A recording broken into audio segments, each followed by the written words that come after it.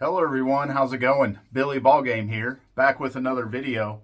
On this channel, I'm just a dude who loves to talk about baseball cards. And more than likely, today is going to be my last video before the National. It's Saturday as I'm filming this video.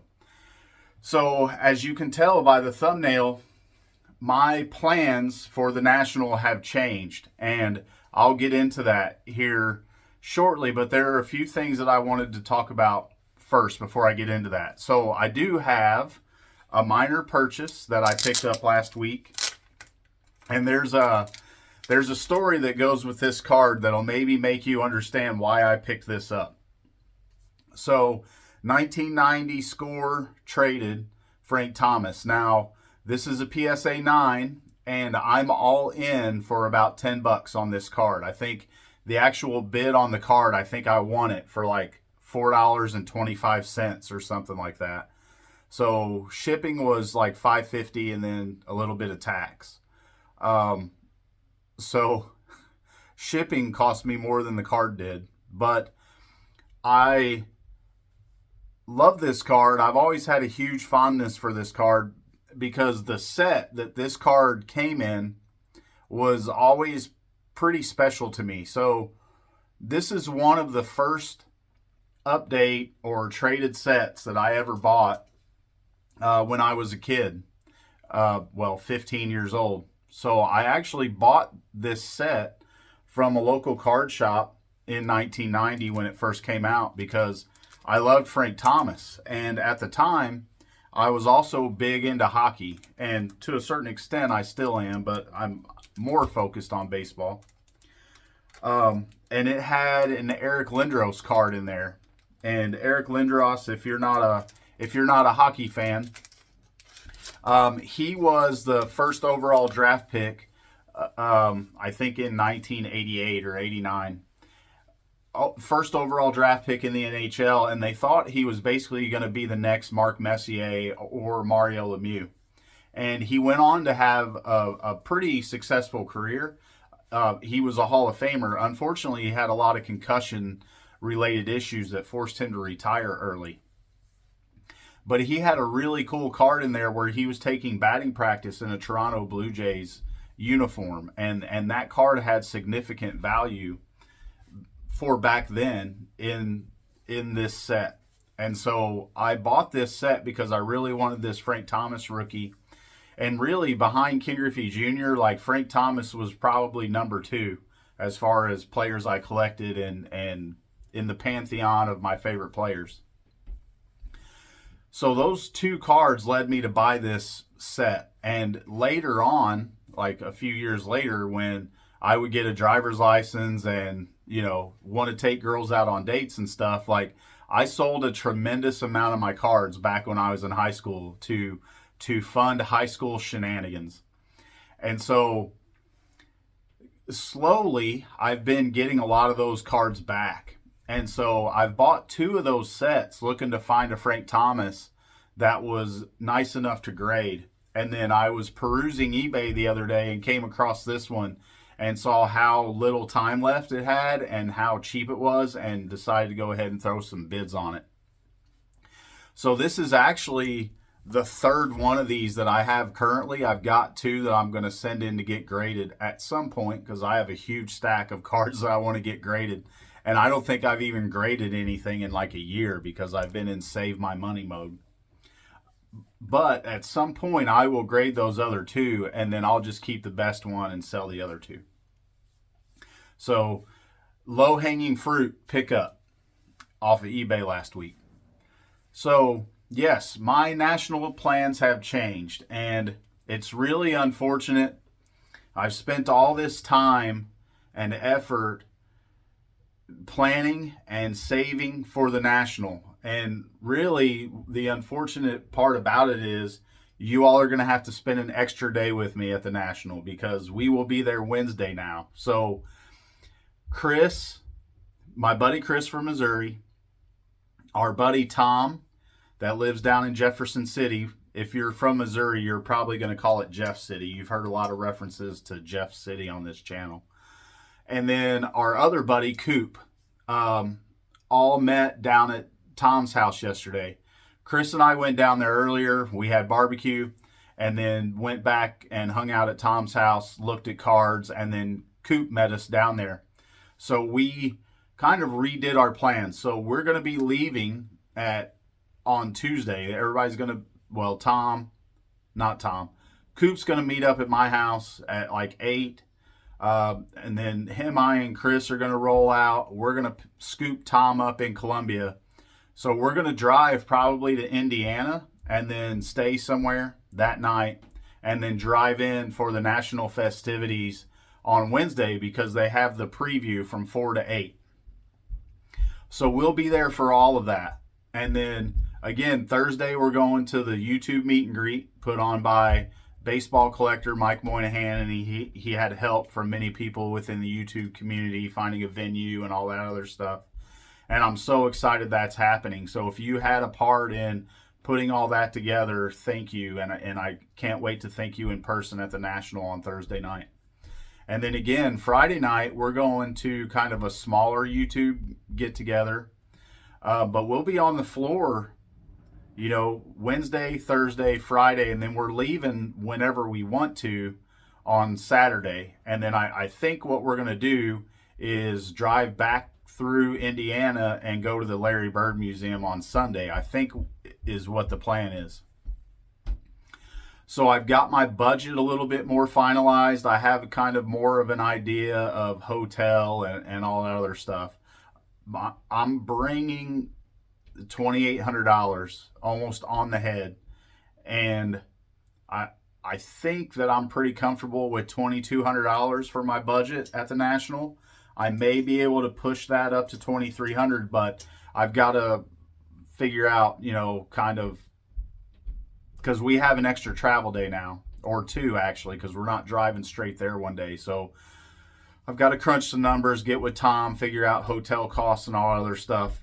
But $2,200 is a good chunk of change, and it's more than I've ever, thought I would have to spend on baseball cards, and it's more than my goal number to bring with me to the National to begin with. So I'm super happy. And again, I'm bringing some cards for trade bait because at $2,200, a Hank Aaron rookie card may just be out of reach, and I'll be close on Roberto Clemente on $2,200, depending on the grade that I find and how the dealers are priced and all that stuff. So depending on how some of the money shakes out, that may remove a couple of those cards. I could still get a Hank Aaron in a 2 on that budget. It just depends on how eye appeal and pricing breaks down.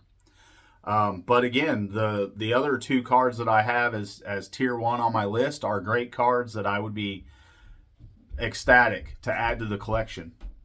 But when we were down at Tom's yesterday, Coop and I were talking, and I asked them if they knew a way to get, do you guys remember the old price guide cards? They weren't, I'm trying to remember what price guide they came out of, because it wasn't Beckett and it wasn't a Topps price guide. They're called the SCD on the panel. So I got a few of these out of the basement collection, and I'm going to bring them with me and see if I can get them laser cut. Coop was telling me that there are people there that will laser cut them for you.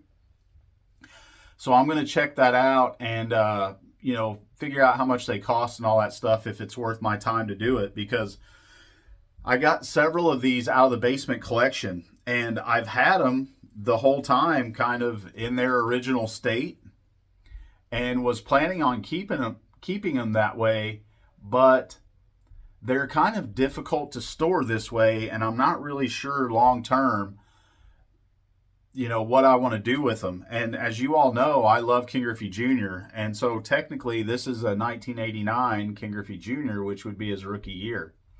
So I was thinking about getting these laser cut and sending them into grade, so that way I can have them encapsulated and protected, because how I have to store them now is I have to put them in these magazine top loaders, basically.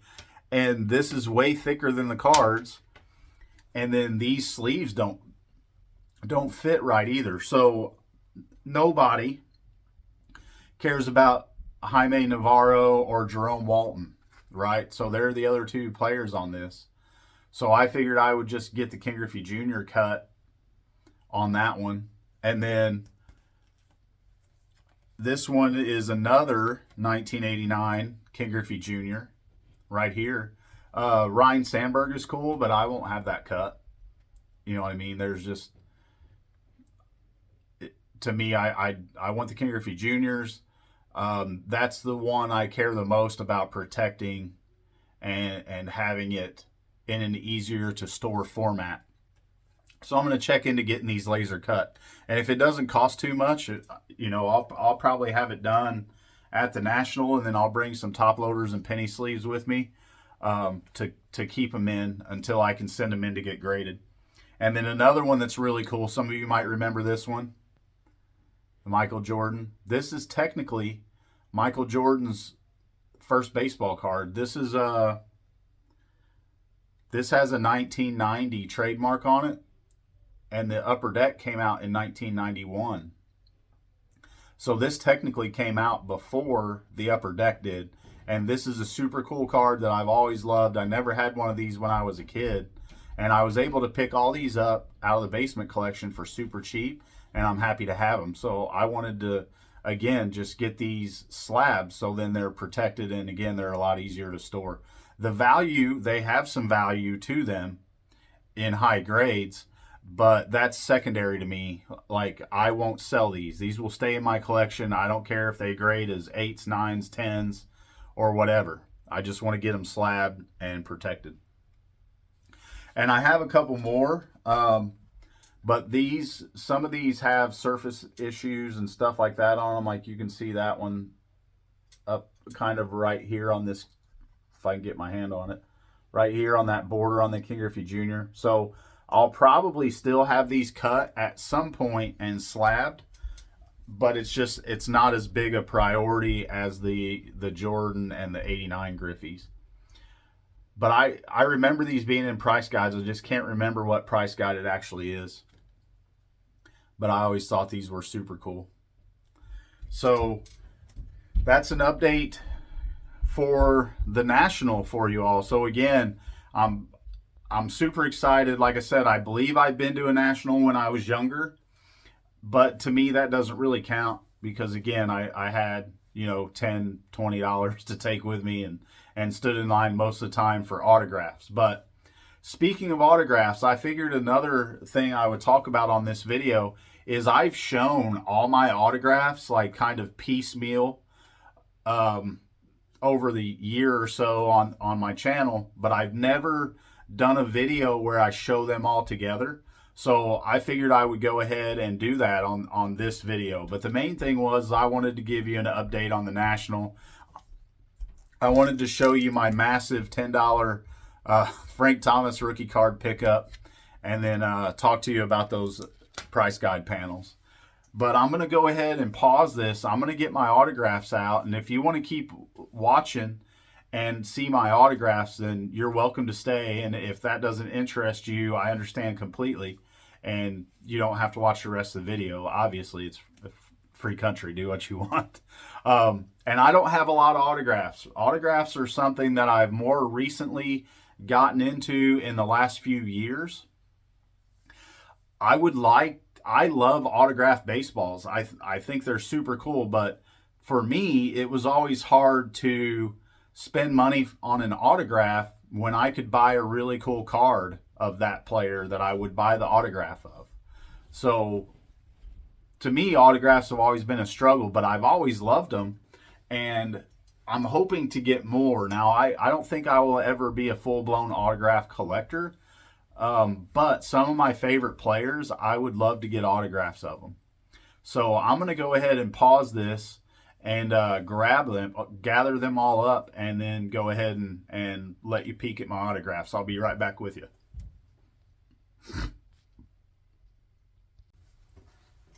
All right, so hopefully you're back with me to look at some autographs. And again, I don't have a whole lot of them. I've got maybe 10.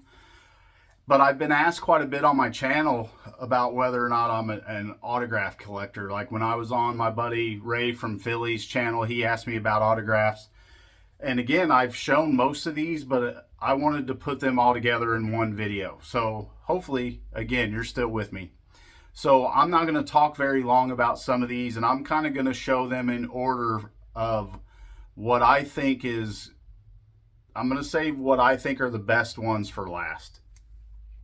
So these you've heard me talk about recently. These are what I got at what I believe to be the first national from back when I was in high school.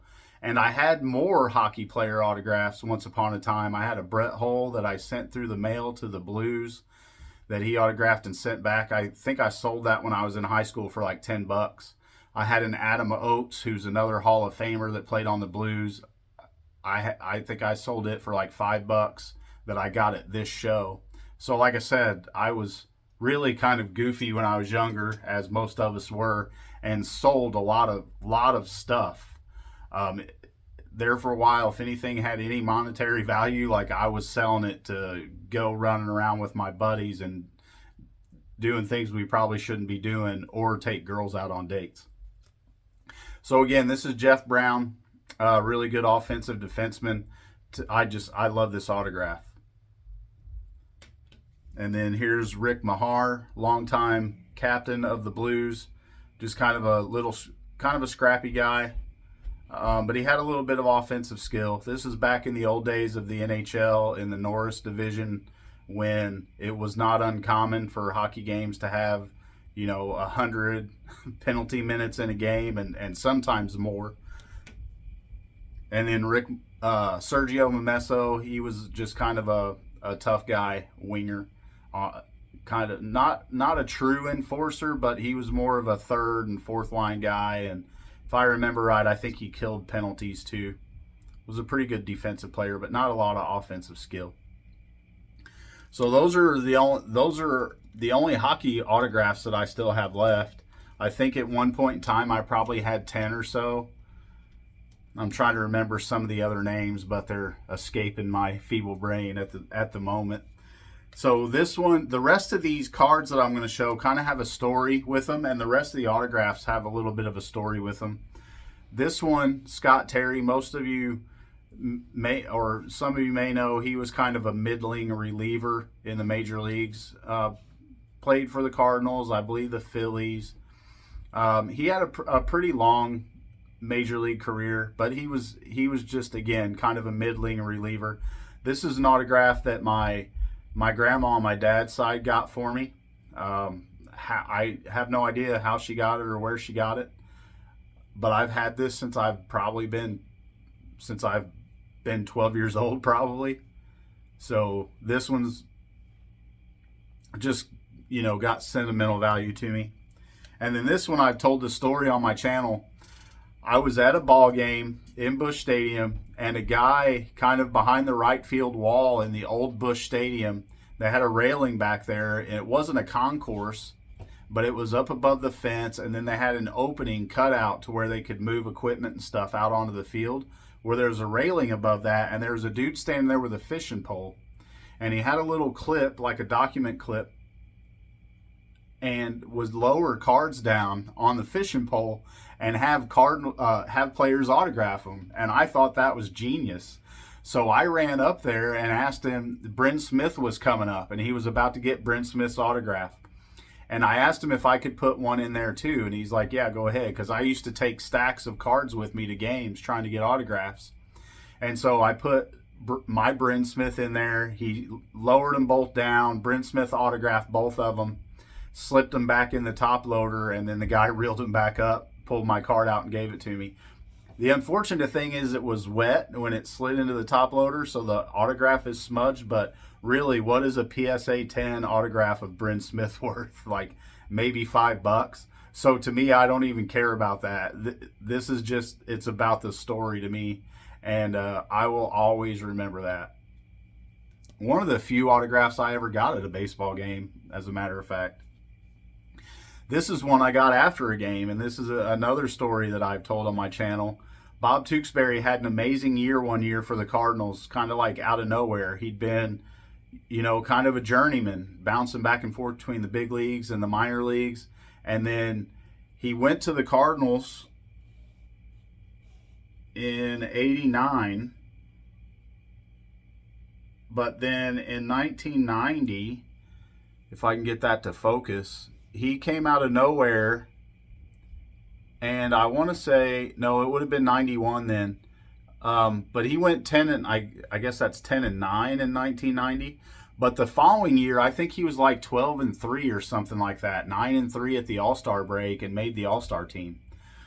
Well, we were leaving the Cardinals game, and I saw him walking down the street with his wife, and they were pushing a stroller. Now, as an adult, I would never do this because looking back on it, it's pretty rude. Like he's pushing a stroller of his baby and he's with his wife, and then he gets stopped by some knucklehead kid after a game asking for autographs. But he couldn't have been a nicer guy. We chit chatted, like the light turned red. I jumped out of my mom's passenger seat on her car, ran up to him, was like, "Are you Bob Tewksbury?" Like all fired up like a 15, 16-year-old would be.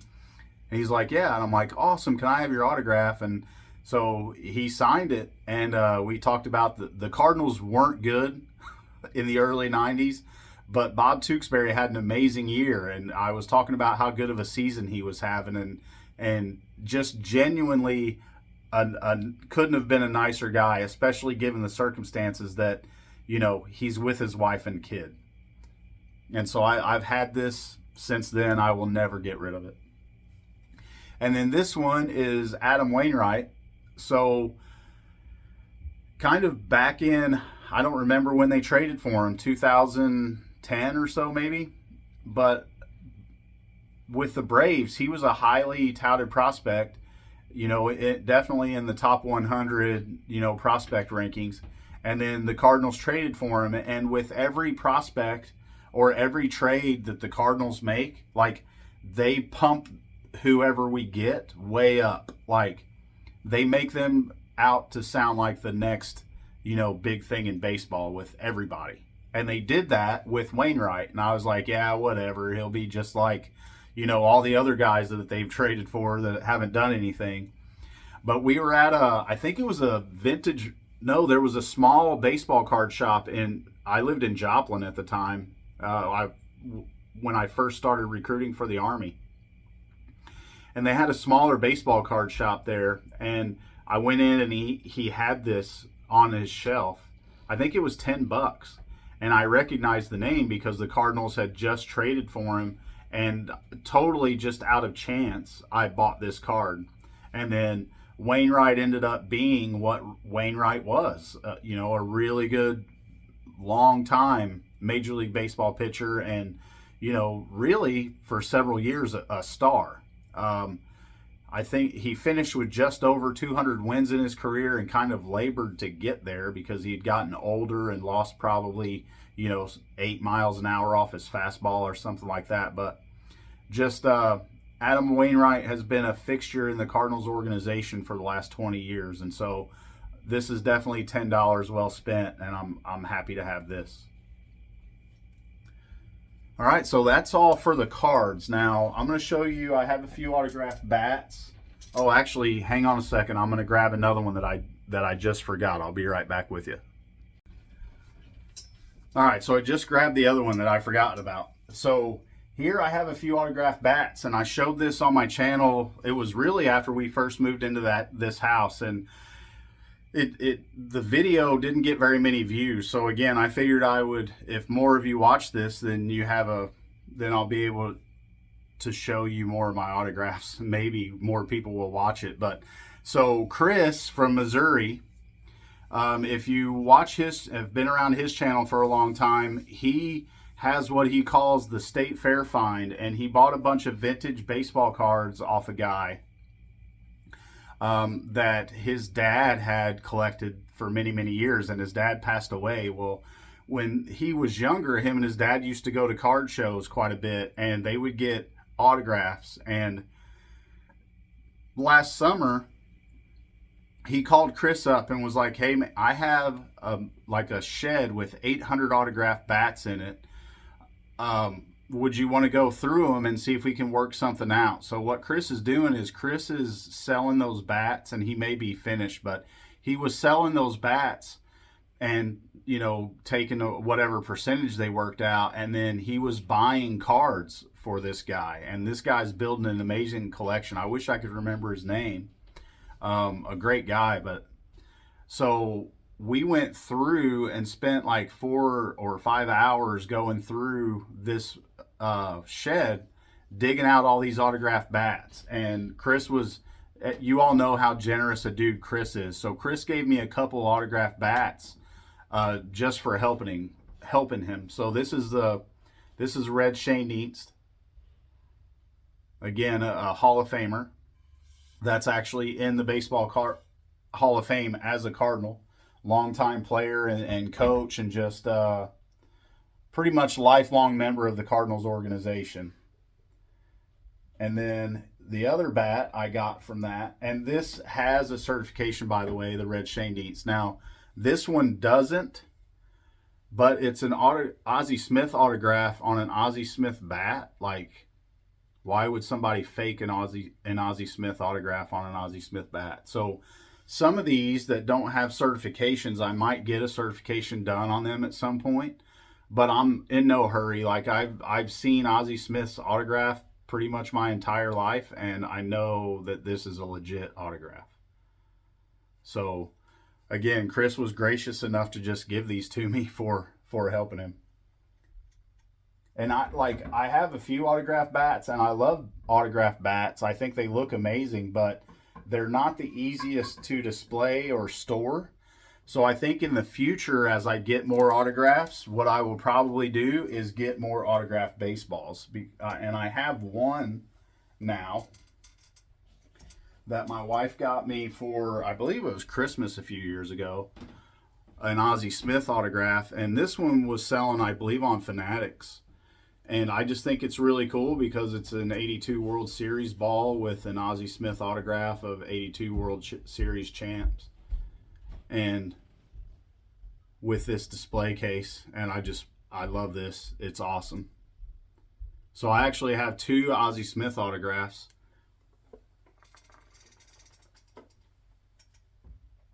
So now I have 3 more, but it's like, what order do I show them in? Because to me, they're all super cool. So, shoot, I guess this is the most recent autograph pickup, and I got this one from my buddy Dan in Maine. This is a King Griffey Jr. autograph bat, and this is off of an early model King Griffey Jr.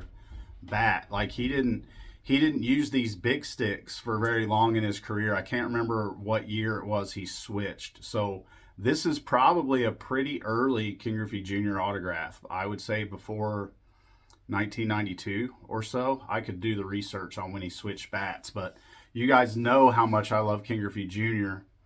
And so this is amazing, and I'm so happy to have this. And thank you, Dan, for parting with it and allowing me to add it to my collection.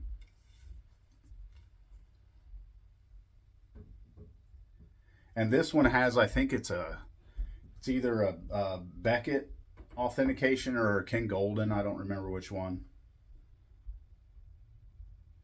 And then another really cool one is Albert Pujols. Now, again, this is a bat that Albert Pujols did not use very long in his career. He switched to the Maple. I can't remember who made his bats, but this one's pretty early, and this is a pretty early Albert Pujols autograph. He changed it a few years after this. So this is one that came out of the 800 autograph bat collection that Chris and I went through. And I bought this one off of Chris later after the fact. And this is an amazing, awesome autograph for me. Like, you know, in my adult years, Albert Pujols is unquestionably the best Cardinal player from like that era of Cardinals baseball. And it's just cool that these are big league model bats, because it's like the handle on this thing is tiny, like, and it's a 33-inch bat. Like, it's probably a 33-31 or a 33-32, somewhere around there. But, and again, I love autographed bats. They take up a lot of room. They're difficult to display. So what I would like to do, maybe at some point, if I continue picking up autographs, is this shelf above my head that's full of empty junk wax boxes with commons shoved in them still from when I opened them. I may move all those out at some point, and I would love to fill that shelf with autographed baseballs. I think that would look amazing. And then last but not least, and this is to me one of the coolest autographs I have in my collection, is this Stan Musial 8x10. Now, this one, so I had a comment on my channel recently. Somebody watched my first man cave video after I'd put everything on the walls, and the guy said, that's easy if you have money. And I really think that that's a misconception in the hobby, and one that I had for the longest time. Most of this stuff I have hanging up on my walls, like I've had it like since, some of it since it was new, like some of these magazines and stuff from 1998, like I've always kept those. So on my walls hanging up, probably the most expensive item is, other than the autographs, it is probably this.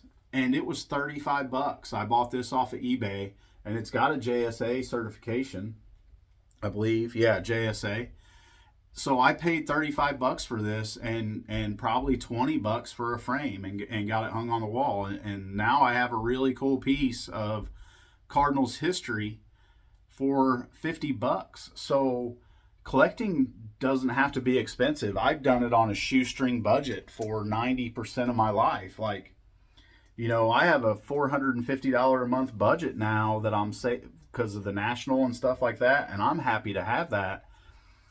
But that's a drop in the bucket for some people. So, and for me, like, that's the most money I've ever had in my entire life to spend on cards.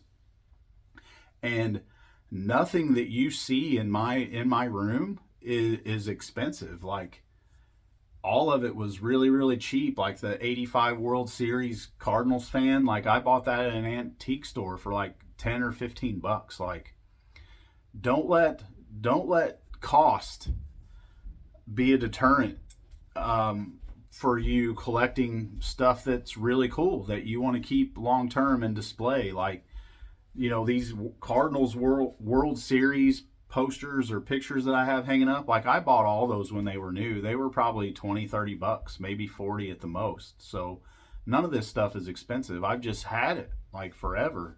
My 82 Cardinals World Series shirt, I paid $8 for that in about 2002 or 3 at a thrift store.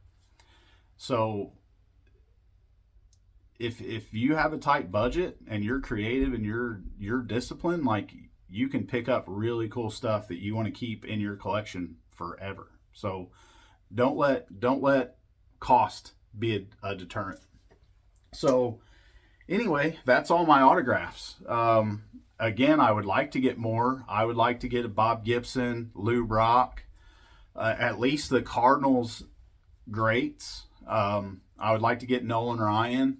I think at this point, probably Willie Mays and Hank Aaron. Like, I could afford those, but I would have to take a month's allowance instead of buying cards and go buy an autograph. And at this point, I'm not willing to do that, but I really would like to start getting some autographed baseballs of some of my favorite players, Bob Gibson, Lou Brock, especially the Cardinals. But that's about it. So I hadn't gotten a video out in a while. This is, again, going to be my last one before the National, and I'm so excited. Like, my next video, it's crazy to think about, will be at the National. It'll probably be me walking in bewilderment on Monday afternoon when they do the sneak peek, and I'm super excited. So depending on how long my money lasts, I plan on doing videos every day from the National. So some of them may just be me being cheerleading videos for my buddies, depending on how the money goes. But so I look forward to that. So next time I see you, I'll be on the floor at the National, and then whenever I get back, I'll shoot a recap and kind of give you my impressions overall of the National, especially as a first time grown up with a somewhat grown up budget attending the National. So I look forward to that. And again, I appreciate you all for your support. Again, thank you for subscribing, liking the videos, and commenting. It really means a lot to me that someone would care enough about what I have to say to watch my videos. So thank you. It means the world to me.